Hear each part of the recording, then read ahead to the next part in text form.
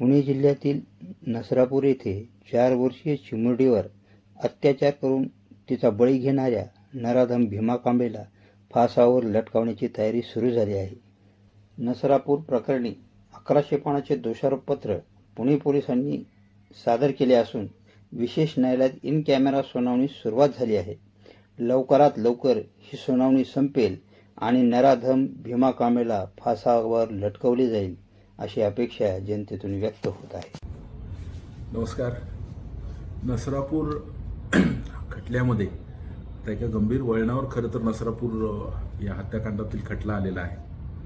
1 मे रोजी साधारणतः ही घटना घडली. आपण बघितलं, लोकांमध्ये प्रचंड रोष होता, आंदोलनं झाली, मोर्चे झाले आणि पुणे पोलिसांनी अत्यंत जलद गतीने म्हणजे जवळपास पुढच्या 15 ते 20 दिवसात 1100 पानांचं चार्जशीट या प्रकरणात तयार केलं आणि हे चार्जशीट कोर्टात दाखल केल्यानंतर आता या खटल्यामध्ये 28 तारखेपासून साधारणतः रोज सुनावणी सुरू झाली.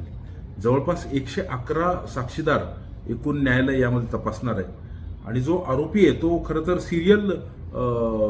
सिरियली सतत असे गुन्हे करत आहे. याच्या आधी पण 2 गुन्हे त्यांनी असे केलेले आहेत. याचीही कोर्टाने दखल घेतली आहे आणि आपले सरकारी वकील जे आहेत अजय मिसर ते देखील यामध्ये खूप स्ट्रॉंगली भूमिका मांडत आहेत. तर मला वाटतं लवकरात लवकर याचा निकाल लागणं अपेक्षित आहे.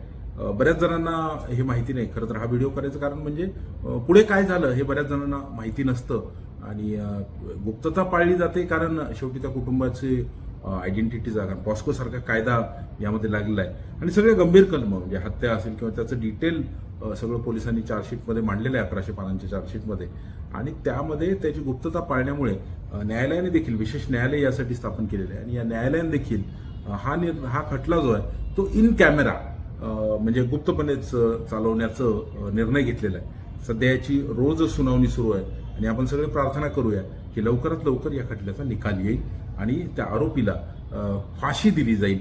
आपली सगळ्यांचीच हीच इच्छा आहे आणि आम्ही त्यावर फॉलोअप ठेवून आहोत.